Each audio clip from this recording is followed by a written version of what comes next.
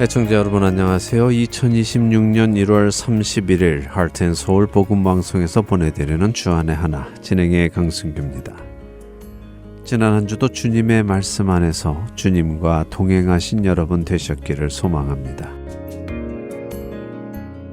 벌써 2026년 첫 한 달이 지났습니다. 새로운 마음으로 시작하신 2026년 주님 안에서 세운 여러분의 뜻을 잘 이루어 가고 계신지요? 혹시라도 잘 안 되었다고 실망하지 마시고요. 주님께 다시 묻고 또 가장 선한 길로 인도하시는 주님을 신뢰하시며 주어진 길을 믿음으로 가시는 여러분 되시기 바랍니다. 요즘 젊은 세대를 제너레이션 Z 세대라고 합니다. 한국말로 젠 세대라고 부르는데요. 1997년에서 2012년 사이에 태어난 세대를 가리키는 말입니다. 이들은 태어날 때부터 스마트폰과 인터넷 또 소셜 네트워크를 접하며 자란 세대들입니다. 그래서 이들은 스마트폰이 없는 삶을 한 번도 살아보지 않았죠. 그래서 이들은 스마트폰이 없는 일상을 상상조차 할 수 없다고 하는데요. 심지어 학교 수업 시간에까지도 스마트폰을 들고 있는 아이들이 많아지자 최근 많은 학교에서는 스마트폰 사용을 금지하게까지 되었습니다. 저의 막내 아들이 바로 이 젠 세대인데요. 현재 고등학생인 저의 막내 아들을 보면 아침에 등교할 때에 학교에서 제공하는 조그마한 스마트폰 백에 스마트폰을 넣고 잠그면 학교 때까지는 그 백을 열 수 없다고 합니다. 하지만 학교의 그런 조치에 불만을 표현하는 학생들도 참 많이 있다고 하네요. 첫 찬양 함께 하신 후에 계속해서 말씀 나누겠습니다.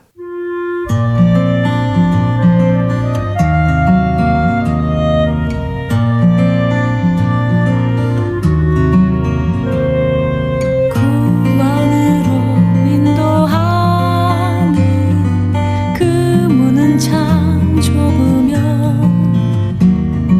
생명으로 인도하는 그 길은 참 험하니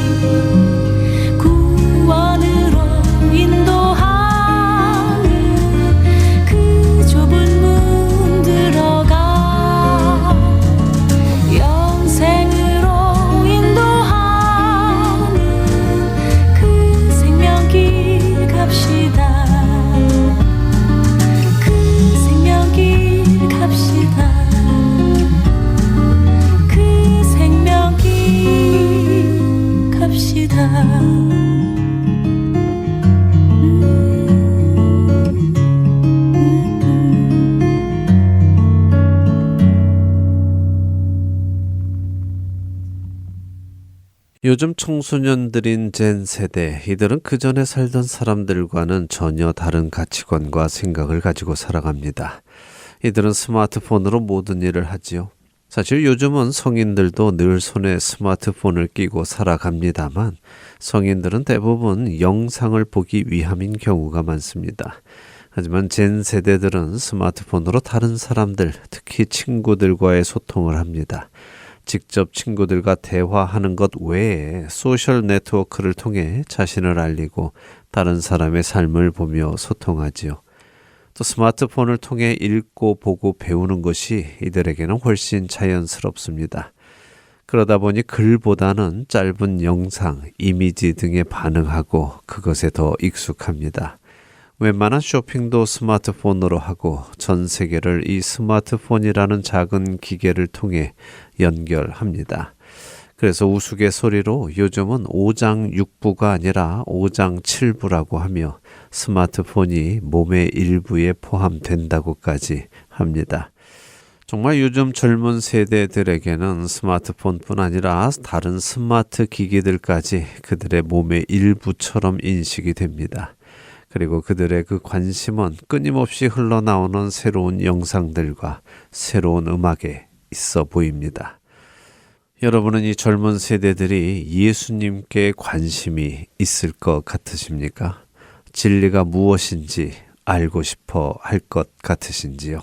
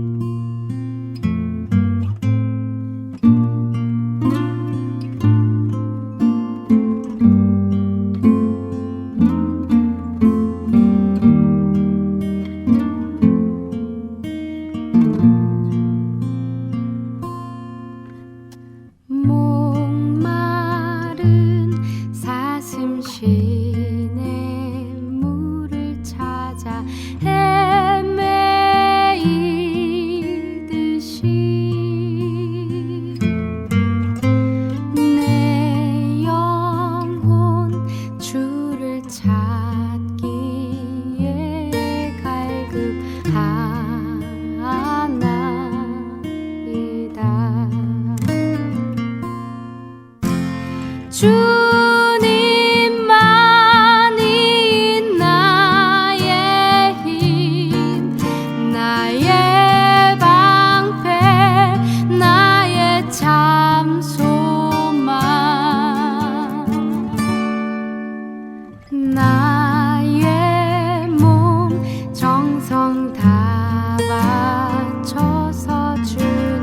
경배합니다.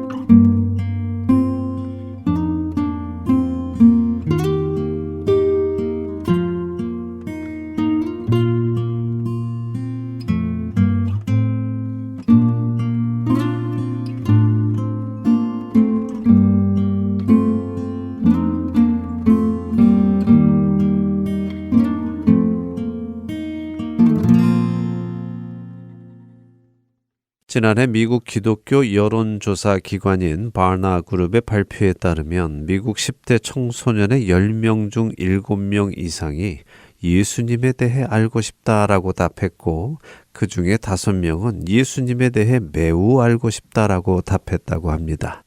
예수님에 대해 전혀 알고 싶지 않다고 대답한 청소년은 불과 20%, 곧 10명 중 2명이었습니다. 결과가 참 놀랍지 않으십니까? 그저 열심히 스마트폰만 보고 살아가기에 예수님에 대해 전혀 관심이 없을 것만 같은 10대 청소년 10명 중 7명 이상이 예수님을 알고 싶다고 답한다는 것이 말입니다. 그리고 그 중에 5명은 예수님에 대해 진심으로 알고 싶다고 밝혔다니 말입니다. 왜 이런 결과가 나올까요? 조사를 한 바나그룹은 이 세대의 청소년들이 세상의 미디어에 많이 노출되어 있지만 오히려 그것이 그들의 영적 갈증을 부추기고 있다고 평가하고 있습니다. 저도 이러한 평가에 동의합니다. 사실 세상의 것들은 당장 보는 재미가 있어서 우리의 눈과 귀를 사로잡고 우리의 관심을 사로잡습니다. 그렇기에 어린이나 어른들까지도 그것의 시선을 빼앗겨 많은 시간을 그것을 바라보며 보냅니다. 하지만 그 많은 시간을 보낸 후에 만족해하는 사람은 거의 없습니다. 대부분은 오히려 마음이 불편해집니다. 자신 스스로도 너무 많은 시간을 허비했다는 느낌을 가지기 때문이죠. 제가 만나는 많은 분들이 자신이 스마트폰에 너무 많은 시간을 사용한다며 걱정을 호소했습니다. 바로 그 허무한 시간, 그 공허한 시간을 보낸 그 마음속에 무언가 진정으로 자신의 영혼의 갈증을 채워줄 진리를 사람들은 그리고 청소년들은 찾고 있는 것입니다.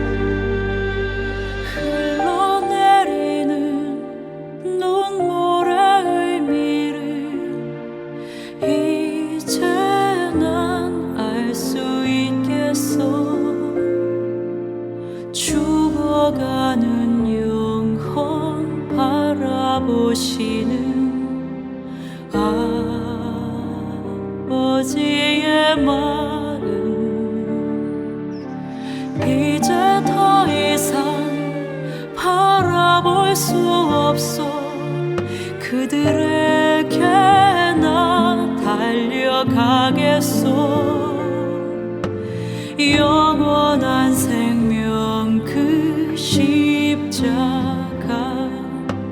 나 따라가오. 세상 날 버려도 지쳐 쓰러져도 나눌 수 없는 십자가 생명을 구할 수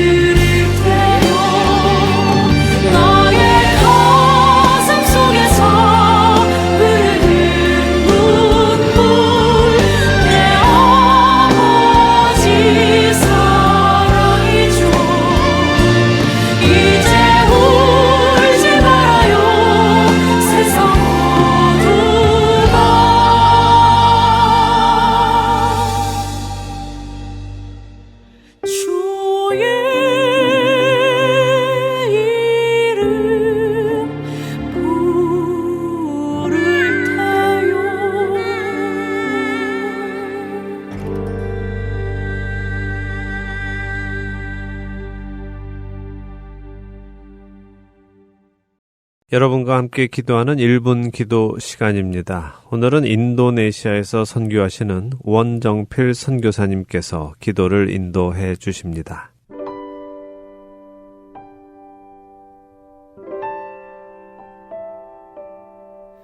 할테인 서울 복음방송 1분 기도 시간입니다. 저는 인도네시아에서 사역하는 원정필 선교사입니다. 이번 겨울 저는 섬기고 있는 학교 학생들과 함께 한국 비전 트립을 다녀왔습니다. 그런데 이번 비전 트립에 참여한 대부분의 아이들은 원래 한국을 올 수 있는 상황과 형편의 아이들이 아니었습니다. 그럼에도 불구하고 하나님께서는 그 아이들을 한국 땅으로 부르셨습니다. 사람의 계획이나 능력이 아니라 하나님의 은혜로 아이들이 이 여행에 참여하게 되었습니다. 이번 비전 트립 주제의 말씀 구절은 예수께서 이르시되 와서 보라는 요한복음 1장 39절 말씀이었습니다. 이 말씀은 자격을 갖춘 사람에게만 주어진 초대가 아닙니다. 준비된 사람에게만 허락된 부르심도 아닙니다. 주님은 종종 형편이 되지 않는 사람들, 세상적으로는 불가능해 보이는 자리에서 사람들을 부르십니다. 비전 트립 동안 학생들과 말씀을 묵상하며 분명히 보게 되었습니다.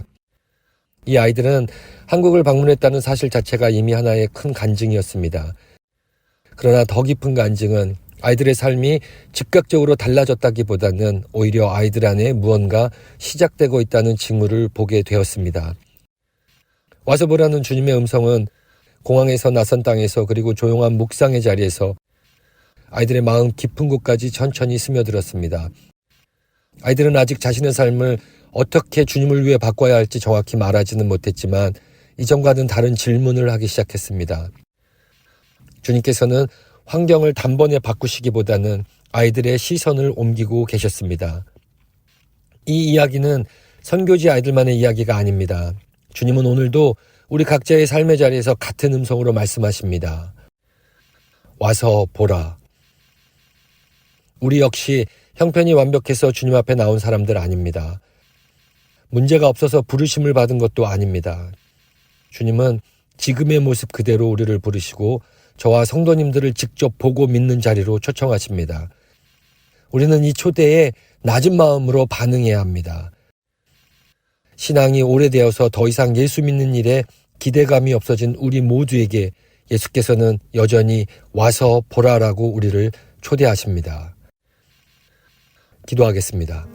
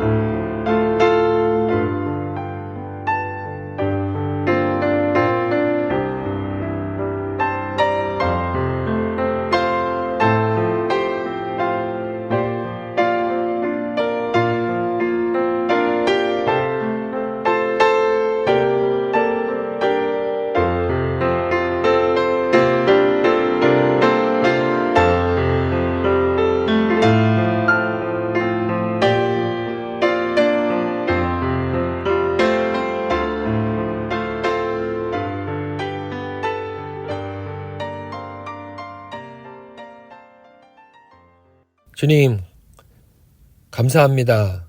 형편이 되지 않는 아이들을 은혜로 부르시고 말씀을 보게 하신 것처럼 오늘 이 음성을 듣는 모든 성도들의 마음을 열어주시기를 원합니다. 우리가 처한 조건과 상황을 먼저 계산치 않게 하시고 와서 보라는 그 주님의 초대에 믿음으로 반응하게 하시기를 원합니다. 인도네시아의 다음 세대와 이 방송을 듣는 모든 성도들이 같은 은혜 안에서 예수님을 다시 보고 따르는 삶을 살게 하시기를 원합니다. 자격 없는 자를 부르시고 보게 하시며 따르게 하시는 예수 그리스도의 이름으로 간절히 기도드립니다. 아멘.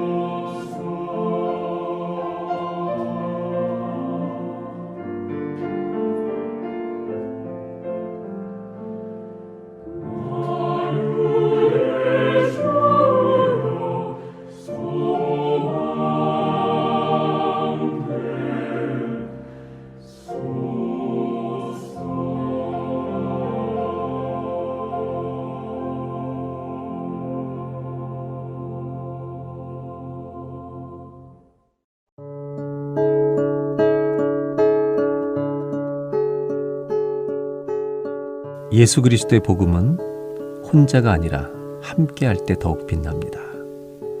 동역 가운데 복음이 전해지고 그 여정 속에서 우리 역시 변화되고 세워져 가는 법입니다. 이 귀한 사역에 동참하도록 성령께서 마음 주시는 분이 있다면 언제나 기쁨으로 연락 주시기 바랍니다. 사무실 전화번호는 602-866 602-866-8999입니다. 전화번호는 602-866-8999번입니다.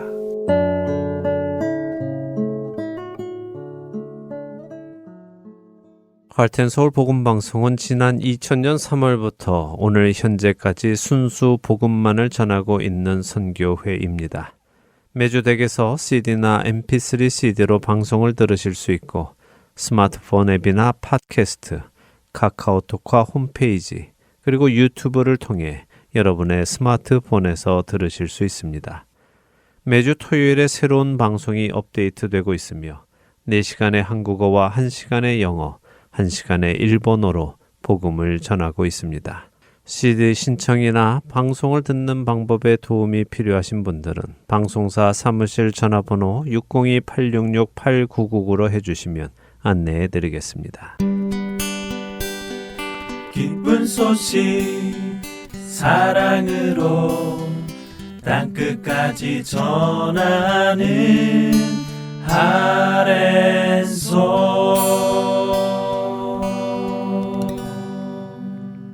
신약 성경의 첫 번째 책 마태복음을 통해 예수님을 만나는 시간입니다. 마태와 만나는 예수님 함께 하시겠습니다.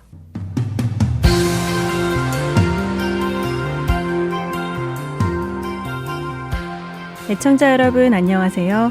마태복음을 공부하는 시간이죠. 마태와 만나는 예수님 진행의 김영아입니다. 네, 여러분 안녕하세요. 강승규입니다. 마태복음 5장 예수님의 설교인 산산수훈을 공부하고 있습니다. 네. 예수님은 무리들에게 설교를 하시며 복이란 무엇인가를 설명하시기 시작하셨어요. 네, 흔히 말하는 팔복이죠. 세상 사람들이 말하는 복과 하나님 나라의 복에는 어떤 차이가 있는지 우리는 보고 있습니다. 우리가 5번째 복까지 살펴보았는데요. 사실 예수님이 말씀하신 복들을 한마디로 하면 어떤 것이라고 할 수 있었습니까? 하나님께 가까이 갈 수 있는 것이 복이라고 할 수 있더라고요. 맞습니다. 하나님께서 복의 근원이시고 또 하나님이 생명이시고 하나님이 사랑이시고 하나님이 참된 기쁨이시기에 참된 복이란 그 하나님 안으로 들어가는 것입니다. 예수님이 십자가에 오르시기 전에 제자들에게 간절한 소망을 말씀하신 적이 있죠. 그 소원이 무엇입니까? 한번 찾아서 읽어볼까요? 요한복음 17장인데요. 17장 21절에서 26절에 하신 말씀입니다. 우리가 함께 읽으면서 예수님께서 간절히 원하신 것이 무엇인지 예수님의 말씀을 직접 한번 들어보기 원합니다. 그러면 좋겠네요. 요한복음 17장 21절에서 26절 읽겠습니다. 아버지여 아버지께서 내 안에 내가 아버지 안에 있는 것 같이 그들도 다 하나가 되어 우리 안에 있게 하사 세상으로 아버지께서 나를 보내신 것을 믿게 하옵소서. 내게 주신 영광을 내가 그들에게 주었사오니 이는 우리가 하나가 된 것 같이 그들도 하나가 되게 하려 함이니이다. 곧 내가 그들 안에 있고 아버지께서 내 안에 계시어 그들로 온전함을 이루어 하나가 되게 하려 함은 아버지께서 나를 보내신 것과 또 나를 사랑하심 같이 그들도 사랑하신 것을 세상으로 알게 하려 함이로소이다. 아버지여 내게 주신 자도 나 있는 곳에 나와 함께 있어 아버지께서 창세전부터 나를 사랑하심으로 내게 주신 나의 영광을 그들로 보게 하시기를 원하옵나이다. 의로우신 아버지여 세상이 아버지를 알지 못하여도 나는 아버지를 알았사옵고 그들도 아버지께서 나를 보내신 줄 알았사옵나이다. 내가 아버지의 이름을 그들에게 알게 하였고 또 알게 하리니 이는 나를 사랑하신 사랑이 그들 안에 있고 나도 그들 안에 있게 하려 함이니이다. 자, 예수님이 이 땅에 오셔서 십자가를 지실 만큼 간절히 원하신 것, 그것이 무엇입니까? 아버지가 예수님 안에, 예수님이 아버지 안에 계신 것처럼 제자들도 아버지 안에 있게 하시려는 것이네요. 맞습니다. 예수님을 믿는 자들이 하나님 아버지 안에 있게 하시기 위해서 예수님은 이 땅에 오신 것입니다. 하나님 아버지와 아들 예수님이 가지신 그 친밀한 관계, 그 관계 안으로 모든 믿는 자들이 들어오게 하는 것이 하나님께서 원하시는 것이고요. 또 예수님이 원하시는 것입니다. 그렇기에 그 하나님 안으로 들어오려는 자들이 복이 있는 것이죠. 근데 우리는 그것을 원하고 있는지 스스로 생각해 보아야 합니다. 단지 지옥에 가지 않으려고 예수님을 믿고 또 이 땅에서 내가 하고 싶은 일들, 이루고 싶은 꿈들을 이루려고 하나님을 믿고 한다면 그건 너무 슬픈 일이 아니겠습니까? 맞아요. 그런 이유로 예수님을 믿는다면 예수님이 오신 이유가 헛된 것이 되는 것 같네요. 네, 그래서 우리는 우리의 시선을 자신에게서 돌려 하나님께로 또 그분의 뜻으로 돌려야 하는 것입니다. 그렇게 되는 우리가 되기를 바라면서 오늘 예수님이 말씀하시는 복을 또 보도록 하지요. 오늘 8절 먼저 읽어볼까요? 네, 마태복음 5장 8절입니다. 마음이 청결한 자는 복이 있나니 그들이 하나님을 볼 것이미요. 네, 자, 마음이 청결한 사람이 복이 있다라고 하십니다. 청결하다. 어떤 의미일까요?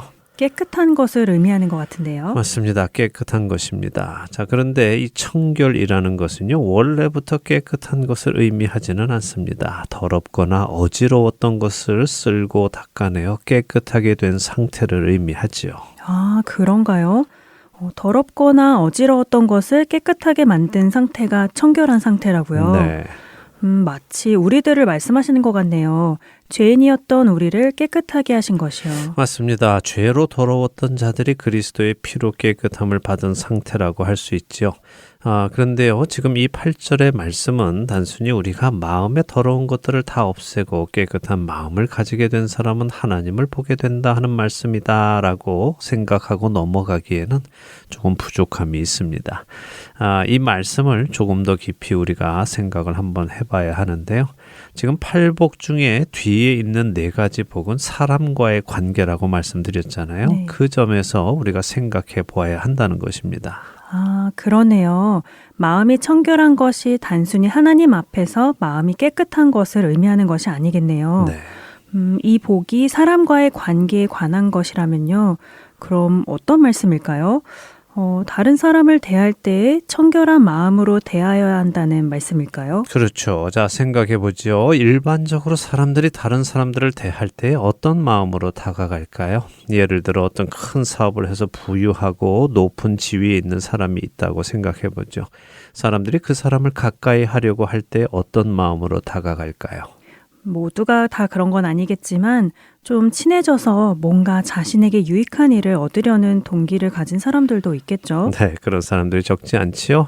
그래서 정치인들 주변에 또 사업가들 주변에 그렇게 사람들이 많이 모이는 것이죠. 왜 사람들은 그들과 연줄을 만들고 싶어 하겠습니까? 모두가 다 자기 자신의 유익을 위해서 그렇습니다. 그 사람을 인간 대 인간으로 만나려는 것이 아니라요. 그 사람이 가진 위치, 그 사람이 가진 힘을 보고 만나려는 것입니다. 이처럼 한 사람을 만날 때에도 그 사람의 직업이나 환경에 따라 친해지려고 다가간다면 그 마음은 어떤 마음일까요? 청결한 마음이라고 할 수 있을까요? 아니요. 오히려 흑심을 품고 다가간다고 볼 수 있을 것 같은데요. 네. 그런 목적으로 그 사람에게 다가가는 것은 만일 그 사람에게 그런 지위나 부유함이 없으면 다가가지 않는다는 말도 되잖아요. 네. 그런 마음은 청결한 마음은 아니죠. 아니죠. 예, 한 사람과 한 사람의 만남이 내게 이익이 되느냐 아니냐 이것을 기준으로 결정한다면 그것은 잘못된 동기로 사람을 만나는 것입니다. 사실 결혼할 때도 많은 사람들이 이 잘못된 동기로 상대를 선택하는 경우도 많지요. 이 사람과 결혼하면 이게 좋겠다, 저게 좋겠다. 이 사람은 나를 이렇게 해주겠다, 저렇게 해주겠다. 그래서 나에게 이런저런 유익이 있겠다라는 생각으로 시작하기 때문에 청결하지 않은 마음으로 시작하는 경우들이 많이 있죠. 자, 이런 것이 정말 사랑일까요? 생각해보니 이런 경우는 상대를 사랑해서 결혼 상대를 구하기보다 자신을 사랑해서 결혼 상대를 구하는 것이라고 할 수 있을 것 같아요. 네. 좀 씁쓸한데요. 씁쓸하죠. 예, 그래서 많은 결혼들이 깨어지기도 하는 것 아니겠습니까? 상대를 위해서 결혼을 선택한 것이 아니라 나 자신을 위해 선택했으니 그 조건이 충족되지 않아서 깨지게 되는 경우들이 생겨나는 것입니다. 자, 그렇다면 청결한 마음으로 다른 사람에게 다가가는 것은 무엇을 의미하겠습니까? 나의 유익이 아니라 상대의 유익을 위해 다가가는 것을 의미하겠네요. 그렇죠. 내가 이 사람으로부터 무엇을 얻어내려 하는 것이 아니라 이 사람에게 내게 있는 것을 주어서 그 사람이 유익하게 하려는 것.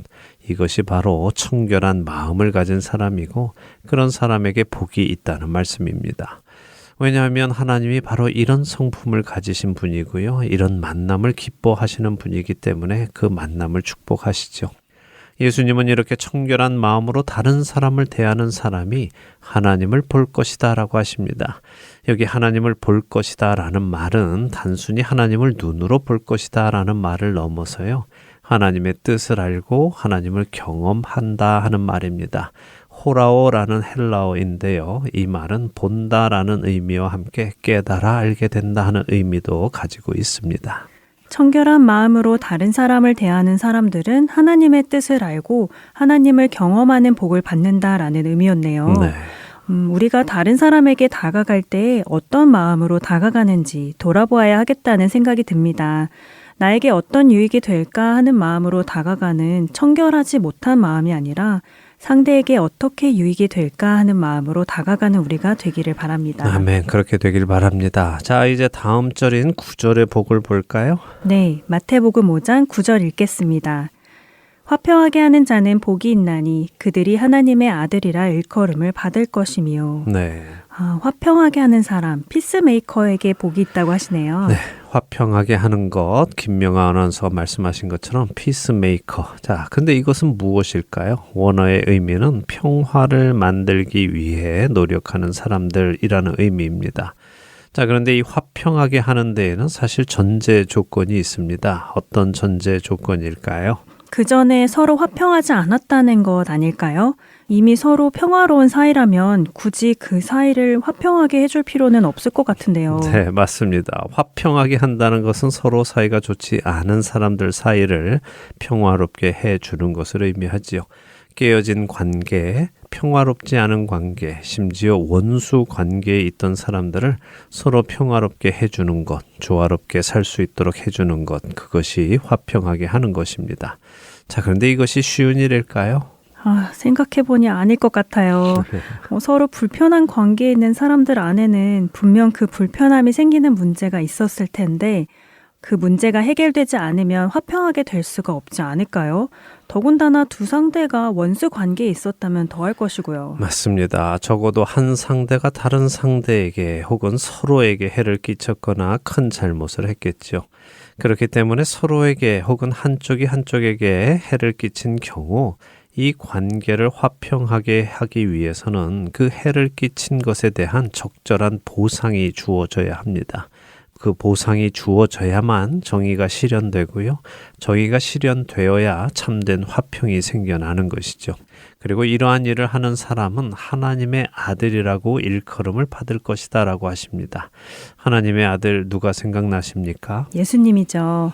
그러네요. 지금 설명해 주신 내용이 결국 예수님이 하신 일이네요. 네. 사람이 하나님께 범죄했고 하나님을 대적했기에 하나님과 원수 관계에 있게 되었는데 그 하나님과의 관계를 화평하게 하기 위해 예수님이 오셨고 우리의 죄를 대신하여 예수님이 십자가에서 죽으심으로 죄에 대한 심판이 이루어지고 정의가 실현되므로 우리와 하나님과의 관계가 화평하게 되는 것이네요. 그렇습니다. 하나님과 사람의 깨어진 관계를 다시 이어주는 것, 또 이방인과 유대인들의 깨어진 관계를 다시 이어주는 것, 그래서 모든 관계를 화평하게 해주는 것, 그것이 바로 하나님의 아들이신 예수님께서 하신 일입니다. 자, 그런데 그 일이 어떻게 가능했습니까? 김명아 아나운서가 말씀하신 것처럼 예수님이 십자가 위에서 죽으심으로 이루어졌습니다. 그러나 단순히 십자가에서 죽으신 것만으로 화평이 이루어진 것은 아닙니다. 먼저 예수님은 의롭게 사셨습니다. 아무 죄가 없는 삶을 살아내셨죠. 하나님의 말씀에 순종하는 삶을 사셨다는 것입니다. 이것이 선제되어야 합니다. 죄와 함께 하실 수 없으신 하나님이 죄인과 화평하게 되시기 위해서 먼저 예수님이 온전하게 사셔야 했다는 말씀이군요. 네. 그렇네요. 만일 예수님이 범죄하셨다면 예수님의 십자가의 죽음도 우리와 하나님 사이를 화평하게 해줄 수는 없는 것이었네요. 맞습니다. 예수님은 바로 그 일을 행하신 것입니다. 우리가 하나님의 아들이신 예수님처럼 하나님의 아들이라는 칭함을 받기 위해서는 우리 역시 하나님과 깨어진 관계에 있는 사람들을 하나님과 화평한 관계로 인도해야 하겠죠. 네, 그리고 그 일을 하기 위해서는 우리 역시 의로운 삶을 살아야 하고요. 네, 하나님의 말씀에 순종하고 거룩하고 의로운 삶을 살아야만 가능합니다. 또한 예수님처럼 자신을 희생할 때 그 일은 일어나고요. 베드로 사도는 베드로전서에서 이 말씀을 하시는데요. 우리 베드로전서 2장 20절에서 25절을 한번 읽어보죠. 네, 베드로전서 2장입니다. 20절부터 읽습니다. 죄가 있어 매를 맞고 참으면 무슨 칭찬이 있으리요. 그러나 선을 행함으로 고난을 받고 참으면 이는 하나님 앞에 아름다우니라. 이를 위하여 너희가 부르심을 받았으니 그리스도도 너희를 위하여 고난을 받으사 너희에게 본을 끼쳐 그 자취를 따라오게 하려 하셨느니라. 그는 죄를 범하지 아니하시고 그 입에 거짓도 없으시며 욕을 당하시되 맞대어 욕하지 아니하시고 고난을 당하시되 위협하지 아니하시고 오직 공의로 심판하시는 이에게 부탁하시며 친히 나무에 달려 그 몸으로 우리 죄를 담당하셨으니 이는 우리로 죄에 대하여 죽고 의에 대하여 살게 하려 하심이라. 그가 채찍에 맞음으로 너희는 나음을 얻었나니 너희가 전에는 양과 같이 길을 잃었더니 이제는 너희 영혼의 목자와 감독 되신 이에게 돌아왔느니라. 자, 베드로 사도는 우리가 이를 위하여 부르심을 받았다라고 하시죠. 무엇을 위하여라는 말씀입니까? 선을 행함으로 고난을 받고 참으라는 말씀 같은데요. 네, 맞습니다. 그 말씀입니다. 선을 행하고 그 선을 행함으로 오는 고난을 받을 때에 불평하지 말고 참으라는 말씀입니다. 그리고 그 이유를 이어서 말씀하시죠. 그렇게 하는 것이 그리스도의 자취를 따라가는 것이기 때문이라고 하십니다. 자, 그리스도께서는 어떻게 하셨다고 하십니까? 방금 우리가 나눈 이야기 그대로네요. 죄를 범하지 아니하셨고 그 입에 거짓도 없으시고 욕을 당하시되 맞대어 욕하지 아니하시고 고난을 당하시되 위협하지 않으셨다고요. 네.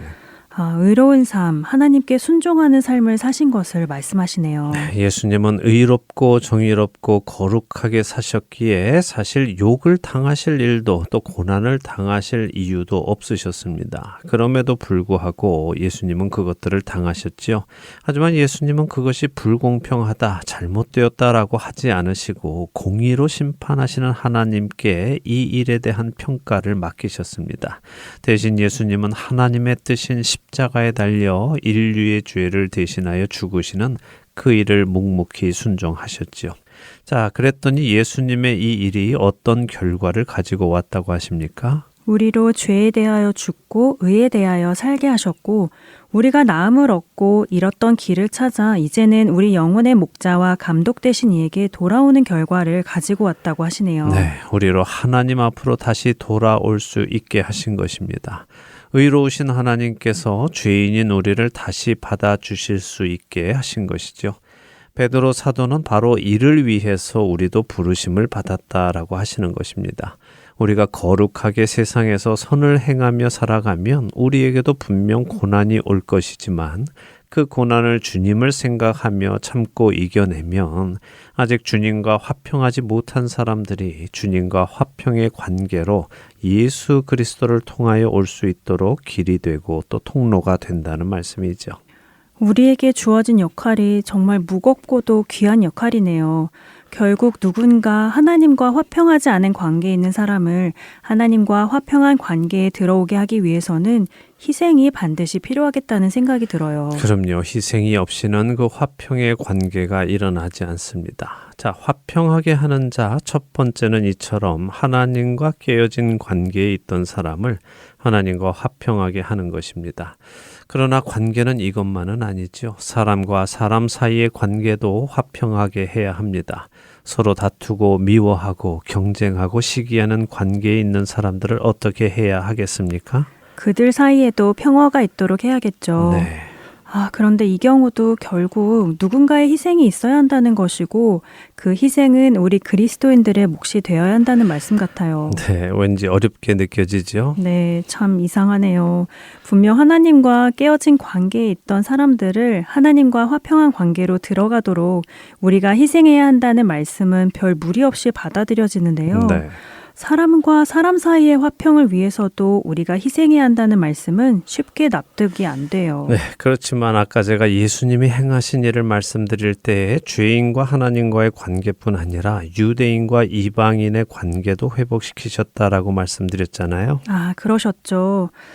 그렇네요. 예수님 역시 죄인과 하나님의 관계뿐 아니라 유대인들과 이방인들 사이의 관계도 회복시키셨네요. 그렇습니다. 에베소서 2장은 예수님이 유대인과 이방인 사이를 막아두었던 담을 자기 육체로 허시고 법조문으로 된 계명의 율법을 폐하셔서 유대인과 이방인이 예수님 안에서 한 세 사람이 되어 화평하게 하셨다고 14절에서 15절에 말씀하시죠.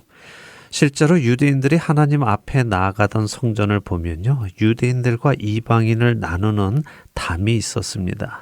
이방인의 뜰이라는 장소 말씀이군요. 네, 유대인들은 자신들이 선택받은 민족이고 자신들에게만 하나님의 말씀이 주어졌기에 자신들만 하나님 앞에 나갈 수 있다고 믿으며 이방인들을 무시했습니다. 그런 유대인들을 이방인들 역시 미워했고요. 그러나 예수님께서 십자가에서 죽으심으로 모든 율법의 요구 조건을 이루시고 예수님을 믿는 자라면 어느 누구나 유대인이건 이방인이건 조건 없이 하나님 앞에 나아갈 수 있게 하셨죠. 이로 인해 유대인들과 이방인들을 나누던 담은 무너져 없어진 것입니다. 예수님의 섬김을 통하여 말이죠. 그렇기에 우리 역시 예수님의 섬김으로 다른 사람들을 섬겨 나갈 때 그들을 나누던 담 역시 허물어지게 되고요.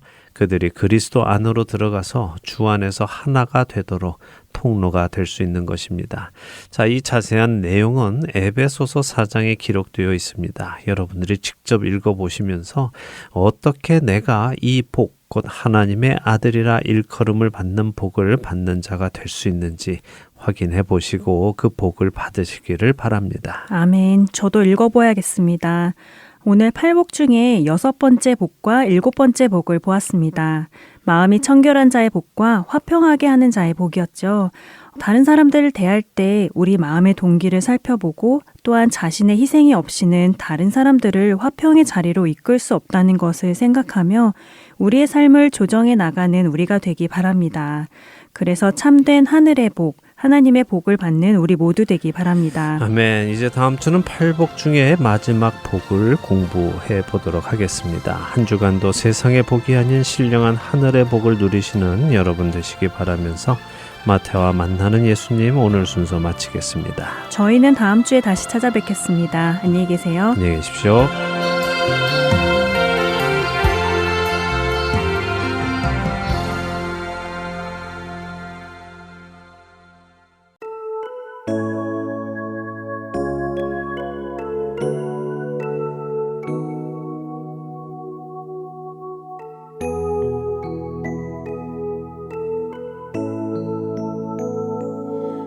우물가의 여인처럼 난 구했네.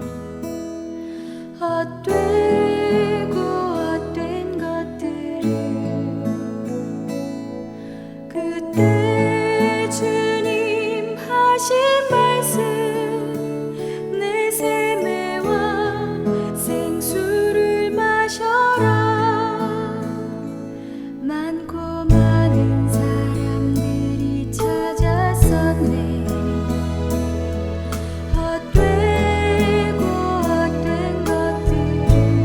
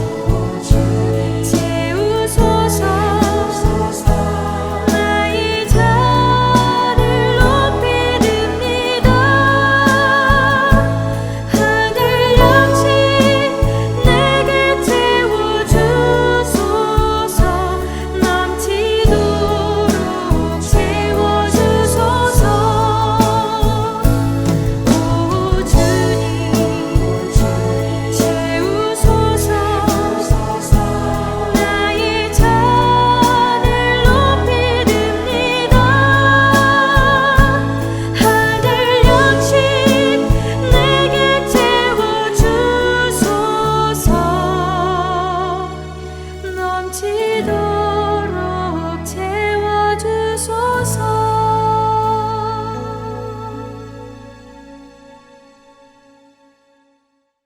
요즘 세상에 일어나는 일들을 보면 참으로 혼란스럽고 무엇이 옳은지 무엇이 그른지 판단하기 점점 어려워져 간다는 생각이 듭니다.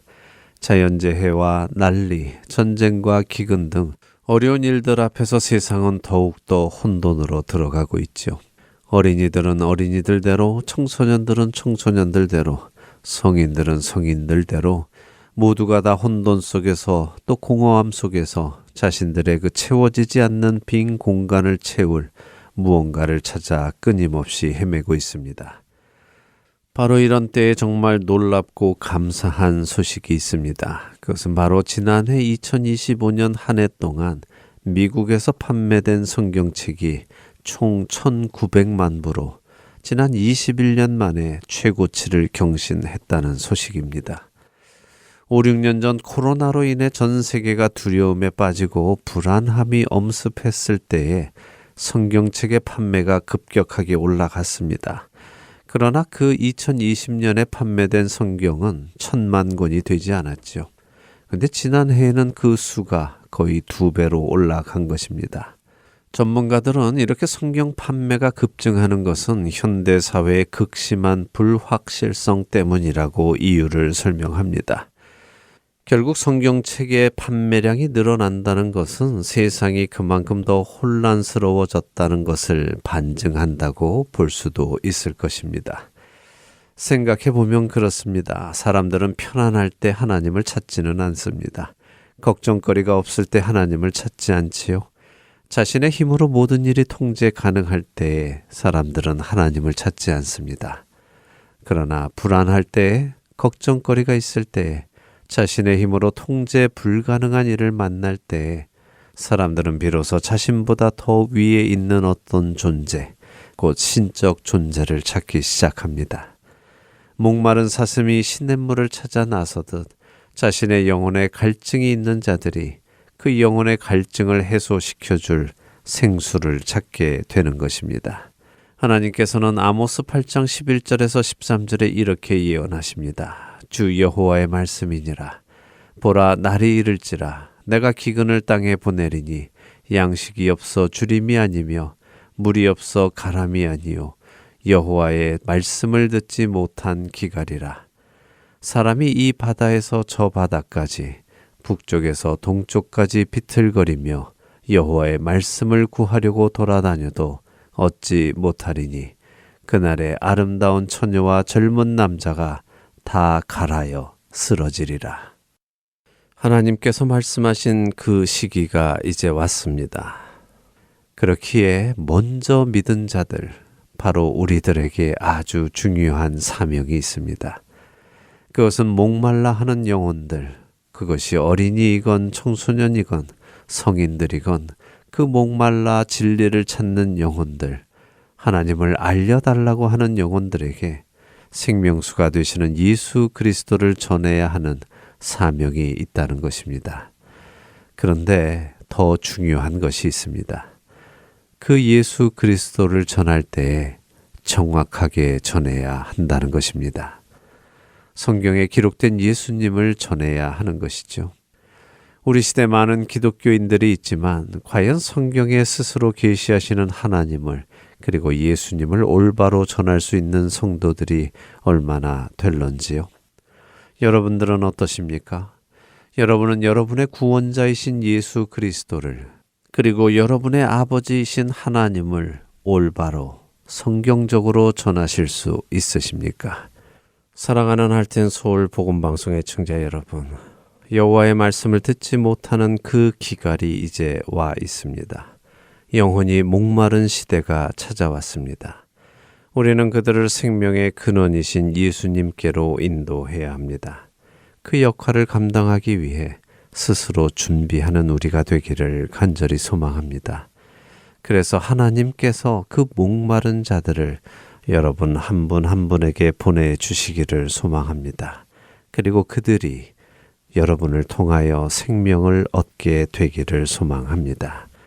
너희 마음에 그리스도를 주로 삼아 거룩하게 하고 너희 속에 있는 소망에 관한 이유를 묻는 자에게는 대답할 것을 항상 준비하되 온유와 두려움으로 하고 베드로전서 3장 15절의 말씀입니다. 이 말씀처럼 대답할 것을 항상 준비하여 주님이 보내주시는 그 영혼들을 예수 그리스도께로 인도하시는 저와 애청자 여러분이 되시기를 소망하며 오늘 주안의 하나 여기에서 마치도록 하겠습니다. 함께해 주신 여러분들께 감사드리고요. 저는 다음 주 이 시간 다시 찾아뵙겠습니다. 지금까지 구성과 진행의 강승규였습니다. 애청자 여러분 안녕히 계십시오.